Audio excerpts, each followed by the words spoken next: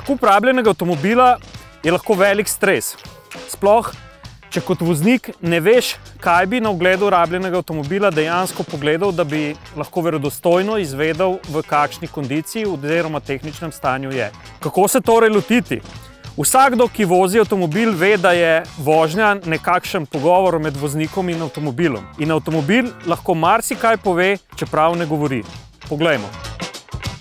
No, nakupa rabljenega avtomobila, če se zares ne spoznamo na tehniko, se lotimo po zdravi vozniški pameti.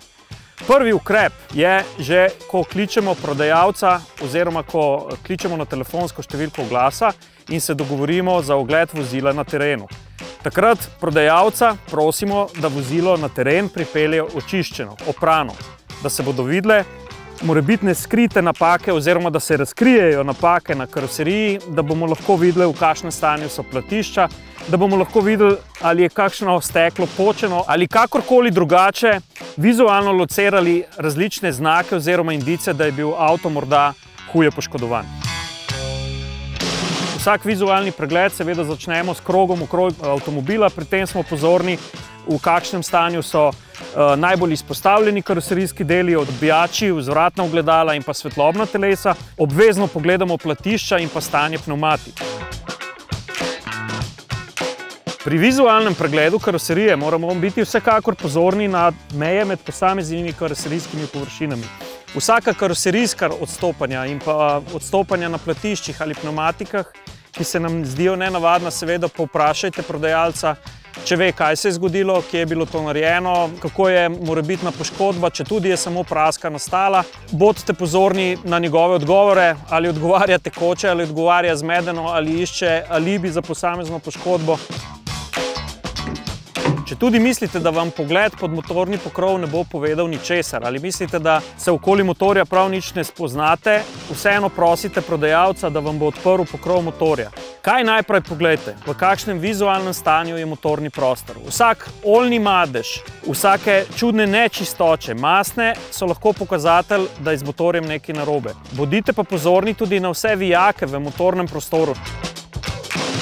Od zagona motorja dalje pa se že osredotočimo na tisto, kar nam bo avtomobil povedal med vožnjo. Pri zagonu motorja bodite pozorni na to, kako motor steče, kako se zažene. Zdrav motor se bo seveda zagnal brez obotavljanja, pri morebitnih težavah z akumulatorjem pa bo prišlo že do težav pri samem zagonu. Počasnejši zagon, avto bo težje vžgal, te iste težave pa lahko kažejo tudi na slabšo zdravstveno sliko motorja, predvsem pri dizelskih motorjih, saj lahko napovedujejo tudi že težave z sistemom za vbrizg. Ko enkrat zaženete motor, še preden speljete na testno vožnjo, preverite še cel niz stvari, ki jih lahko preverite pri zagnanem motorju. Se pravi, delovanje žarometov, delovanje smernikov, delovanje brisalnikov, delovanje šob za čiščenje stekel, delovanje sistema za odpiranje stekel, se pravi električni pomik stekel. V notranjosti takrat obvezno tudi ugasnite radio in poslušajte, kako dela ventilacija. Postavite roke na vse šobe in preverite, ali normalno iz vseh šob piha topel oziroma hladen zrak, kar pomeni, da še preden speljete, preverite tudi delovanje klimatske naprave. Kako pa je najlažje to narediti? Da klimatsko napravo nastavite na najnižjo možno temperaturo in spremljate, kako hitro in močno bo dejansko začela hladiti notranjost. Pri pregledu vozila pa nikakor ne pozabite lastnika oziroma prodajalca povprašati po servisni dokumentaciji, po homologacijskem kartončku in računih iz servisa, ki izkazujejo, kaj se je dejansko z avtomobilom dogajalo, kako je bil vzdrževan, kakšna je njegova zgodovina. Osnova je seveda servisna knjižica. Zelo dobro je, če imate vpogled v račune iz servisne delavnice, ker vidite točno, kaj je bilo zamenjano in pa kje se je avtomobil dejansko servisiral. Obvezno pa poglejte tudi in preverite homologacijski kartonček. Avto ima nameščeno vlečno napravo, vlečna naprava mora biti seveda vpisana v homologacijski kartonček in tukaj tudi je. Kako je najlažje preveriti stanje akumulatorja? Avto pripeljite pred kakšno ravno steno, pustite prižgane luči, se pravi kratek snop, ugasnite avtomobil in ga ponovno zaženite in pri tem spremljate, ali se bo spremenila svetilnost žarometov na steni.